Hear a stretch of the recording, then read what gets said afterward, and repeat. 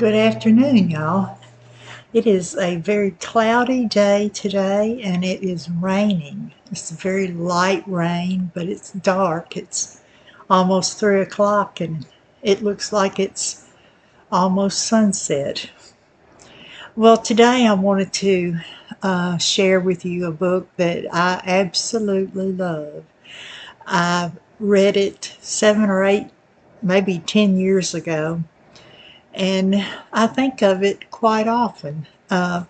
It's Undaunted Courage by Stephen Ambrose. And I need to tell you, for those that don't know, that I have aphantasia, which means no mind's eye. I don't see pictures in my head, and I also have no internal monologue, so I don't talk to myself in my head. It's real quiet up here. But when I read Undaunted Courage, I would read it at night before I went to bed. Well, I would get in bed and then I would read until I couldn't hold my eyes open anymore. But when I read the book, it was almost for me like watching a movie. Yet there were no pictures in my head. But the book is very descriptive of the journey that Lewis and Clark took. And I think the reason it is so interesting is because Stephen Ambrose used diaries, not only from Lewis and Clark, but from some of the other people that were on the expedition. And so it gives more insights as to what was going on. And I made some notes because I can't remember them all. But Undaunted Courage was published in 1996. And the Lewis and Clark expedition was established by Thomas Jefferson in 1803. It was the Corps of Discovery, and it was part of the U.S. Army. And so Lewis and Clark, Lewis was 29 years old at the time, and William Clark was 33. And they started on this expedition in May of 1804, and they concluded in September of 1806.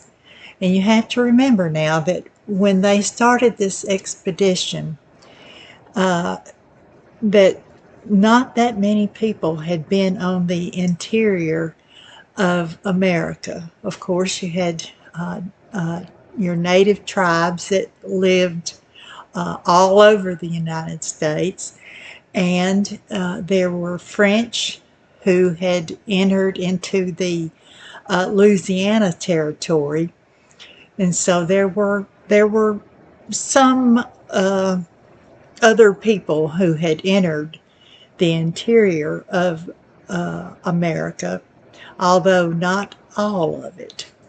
And so Louisiana was, or the territory was purchased in 1803 from the French.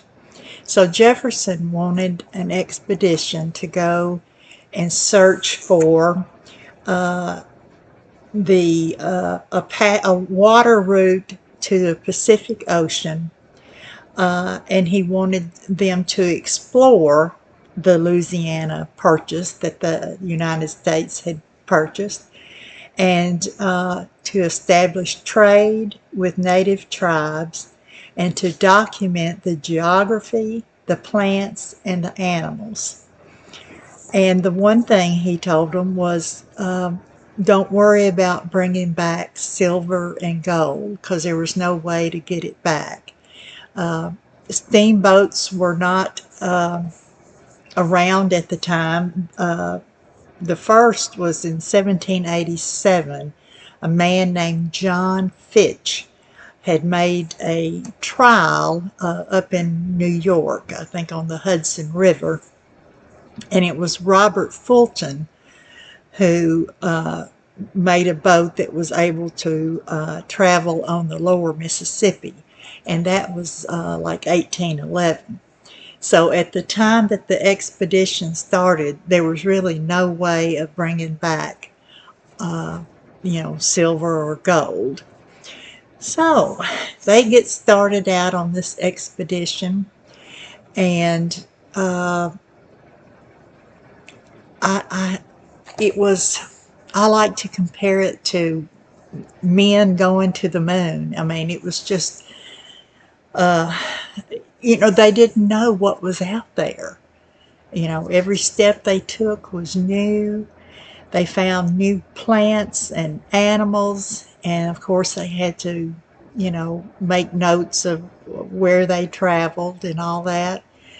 And at one point, they divided the expedition. William Clark went one way, and Meriwether Lewis went the other way, not really knowing if they were going to meet up. One went down one river and one went down another, and they came together. And every night when I would lay down and read this book, it was just a new adventure. The description of the animals that they found, and the weather that they had to endure, and meeting the different tribes, and it was just very exciting for me to read this book. And I had loaned my copy to somebody, and I never got it back. And so my youngest daughter bought me one. I think it was on my birthday. She bought me a copy so that I could have it. And I think I'd like to read it again. It was just so exciting to me. And if you like adventure, if you like history, then this would be a good book to read. So, maybe you'll read it, maybe you won't, but I know for me it was very exciting. So thank you for watching. Have a good afternoon, a good evening, a good day, and please remember to be kind to someone. Someone needs your kindness today. Bye.